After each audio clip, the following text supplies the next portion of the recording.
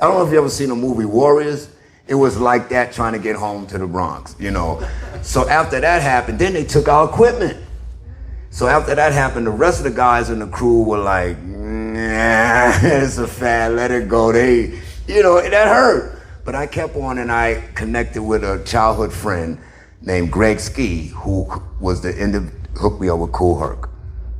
When I met him when I was 10, we connected back in high school, so he was the one that got me into Kool Herc and all that. Why, and we're gonna get into the music thing, why I never signed with Sugar Hill. My biggest night in hip hop got crushed by, I'm not gonna blame, well, not great, okay, you've heard of Cold Crush Brothers, Grandmaster Caz? Okay, Grandmaster Caz, the Cold Crush brother was Grandmaster Caz, JDL, Easy AD, and another, sorry bro. So anyway, we were backstage at the Autobahn. This is huge for me. Now, the Autobahn in Harlem was, this is a place not to get where Malcolm X was assassinated. This is huge, this is monumental. And this is all of the big rap groups. This is like their top tier. I'm getting ready to get to that tier. I'm right there if I do this show. So my DJ and another member of the Cold Crush, JDL, are arguing. I'm like, so they're going back and forth. So Grandmaster Caz walks by and say, cut that shit out. And they still going. So then the dude says, I bet y'all don't go on. So my DJ said, I bet we do. So I'm like, don't start the shit. So the dude tells Grandmaster Caz, if they go on, I ain't going on. Oh man, come on with the bullshit. And I got a video of me telling Caz this a couple of years ago. And Caz looks us up and down and says, I guess you little niggas ain't going on. And I kid you not, that was that crush, man, because I was right there, you know what I mean? And what came out of good out of that, and I'm gonna wrap it up, was we got interviewed by a gentleman by the name of Stephen Hagar. Now, if you know who Stephen Hagar, he worked for, there was a newspaper in New York called The Village Voice. Stephen Hagar basically wrote a book, they turned it into the movie Beat Street, right? So he was the first one, he interviewed Africa Bambaataa. His article was more probably the first time you've seen the words hip hop in print. And this is 1982 in September. We didn't never say hip hop. We said it in our rhymes, like everybody had the same generic rhymes. Hip to the hop, you don't stop. Yes, yes, y'all. You know, we had the same thing, but we never called it hip hop. We're going to the jam. We never even said, it wasn't a language until that print. And you know, nobody wanted to hear it. I was telling them earlier, with the Walkman was all behind, the invention of the Walkman was behind hip hop. They got so tired of us getting on the bus and trains with boxes, and they didn't know, they would move, they would look at us, they would cringe, like, because you got us, it just sounded like gibberish to the average person.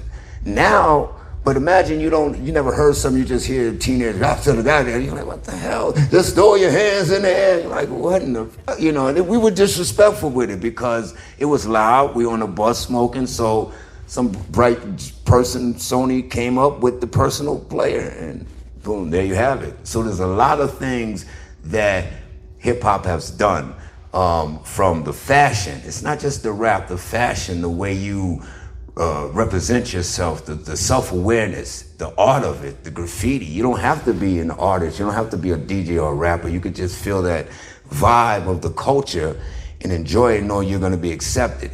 And it wasn't like that always. And I'm glad they accept everybody now, because it was weird. We accept and act like when I came out here, this is what opened my mind, is when I came out, this is the last story, when I came out here and didn't know anybody, I just ended up out here and I'm like, man, this is clean. They were cleaning the sidewalks, so it impressed me. I'm like, wow, where's the mountains? And they finally told me, and I ended up in Boulder, where I met these bikers that didn't have no bikes, and that was banned from the liquor store. So they befriended me because they were a big gang. One had a patch named Gypsy. They were bad guys. They all had DWI. They couldn't drive their motorcycles anymore. They were banned from every liquor store in Boulder. So I said, yo, where the weed at? It's like, oh, we got weed if you go get us the shit. So that was the deal. So they hit me to the ins and outs and this and that, and within 3 weeks I'm in an apartment. They hit me to all the wrong shit to do, right? So then, I'm living good up in Boulder. Then one of the bikers' girlfriend wants me to get, because she knew I lived down here, hey, could you go get me some drugs? I come down here, I get caught. So now I get out, but I can't go back to this is bikers, man. This ain't, right? So, wow, this is honestly what changed my life. I get locked up and I have to go to the county jail. So I'm in the county jail, man, and I'm from New York and I'm tripping. They got no bond, I'm bugging out. So I'm in there a month, 2 months go by, and finally one night I'm just saying, boom, boom, boom, boom, boom, boom, boom. I just, and the young cat next to me started flowing. So I was like, yo, so then we did it again. So now I'm hearing these cats, these are real gang members from like Cali and different Chicago, and they're rapping to me, beatboxing. So we're doing it. Yo, the acoustics, not to say go to jail, but the acoustics is lovely. All right, and we're doing concerts to the point where people on the phone who they calling like, yo, what song is that? We're like, nah, that's New York beatboxing. So I'm doing it every night, all night. So one day, this boxer, he's in there, a big guy named Otis, says, yo, Nip, I got a headache, cut that bullshit out. And I said, man, the headache, you're in jail, you shouldn't have came to jail. I know everybody's laughing. Everybody's laughing, you can't say that shit, but I said you shouldn't have came to jail. So make a long story short, he threatened to do me harm, but he didn't. And once I would, and I didn't leave because So once I'm in there, one of my best friends named Jesse West gets a record deal at Motown. And I'm like, oh, snap, how'd he get a record deal? So, I don't know if you know who Jesse West is, but he was the first male rap artist on Motown. And he also produced probably KRS's one biggest hit, Step Into a World. So me and Jesse West grew up. So now I'm like, oh shit, it's doable. These are my people I know that's making beats that's, you know what I mean? So I started doing my thing in '94, got my equipment, and it's been hip hop ever since. Why I don't write, real brief, I wrote one rhyme, I was forced to, my crew like, come on, you gotta write. I feel it more or less, because when I started it was more crowd participation. And I feel if I say the same thing in Boston that I say, I'm gonna go off the energy. I want to go off that energy. I know it's probably never done. That's why I never even tried to sign no record deal and none of that stuff. I had a thing on Cali, but I need to be me. I need to be able to do what I'm gonna do. So we're gonna open it up and get any questions about that? What helped you keep going?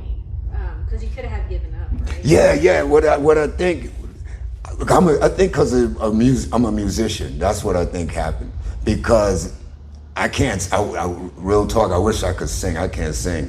But I could play all these instruments. So I must always play music. And then I was looking for somebody to flow, but not to tell them what to say, but just to get with that cadence. You know what I'm saying?